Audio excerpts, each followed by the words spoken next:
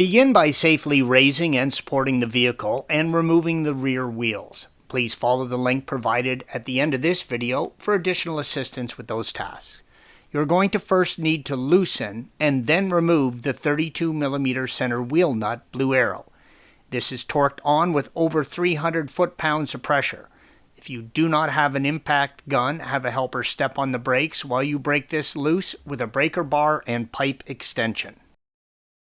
Spray the two retaining screws with some penetrating oil. Let the oil do its job and then break loose, but do not remove the screws. Blue Arrow. Remove the center console insert and using a small pry bar, lever back on the adjuster, Red Arrow, and pull the parking brake cable out from the adjuster, Blue Arrow. Pull the parking brake cable back out from the hard line in the tunnel, Red Arrow, to take some stress off of the brake pads. Turn the rotor so that you can access the adjustment mechanism on the parking brake and release the adjuster all the way to retract the parking brake pads as much as possible. Again, if you need additional assistance with this task, please follow the link provided at the end of the video.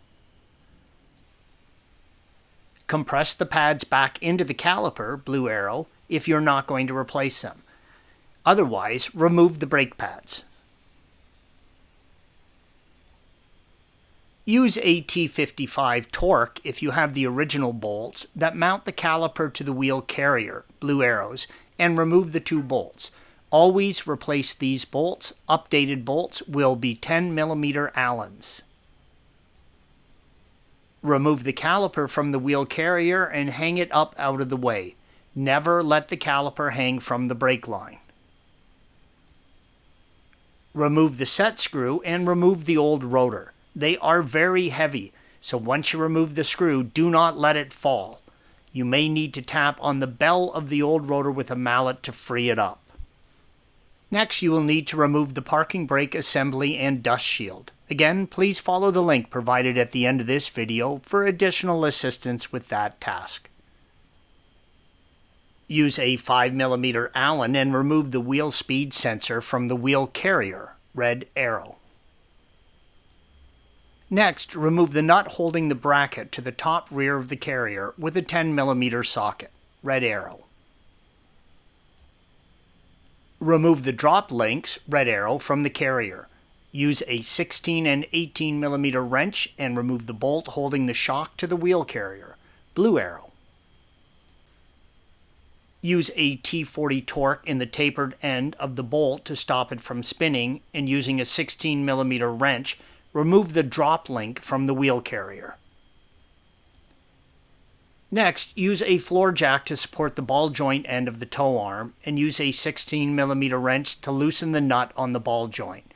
If the ball joint spins, use a T40 Torque to hold the bolt in place while you remove the nut, Red Arrow. Use a ball joint separator and remove the ball joint.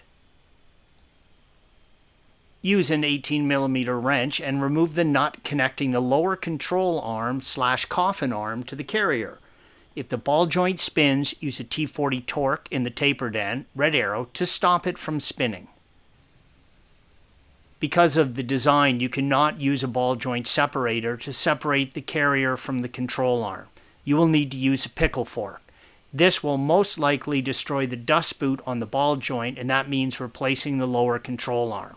If you want to save the ball joint cover, please follow the link provided at the end of this video for axle removal.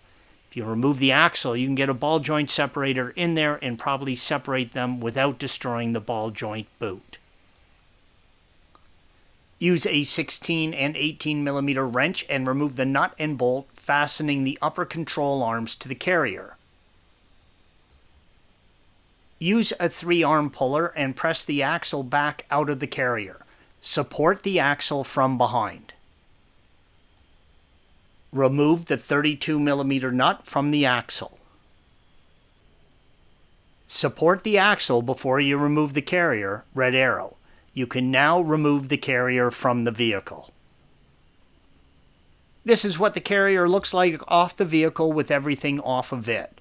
The red arrow denotes where the ball joint on the lower control arm meets the carrier. Installation is the reverse of removal. Do not grease any hardware that has a Dacromet finish. Support the suspension so it is level with the ground when retorquing the components. You must get the vehicle aligned after this work. Torque the upper control arms to 110 Newton meters or 81.5 foot-pounds. Torque the rear tow arm to wheel carrier to 75 Newton meters or 56 foot-pounds. Torque the shock hardware to 110 Newton meters or 81.5 foot-pounds. The drop link to carrier is tightened in 3 stages.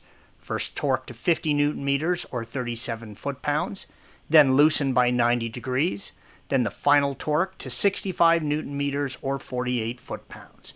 Torque the brake caliper with new hardware to 85 Newton meters or 63 foot-pounds. Torque the drive shaft to carrier nut to 460 Newton meters or 340 foot-pounds. Thanks for watching. Be sure to subscribe to our channel and check out another video in this series.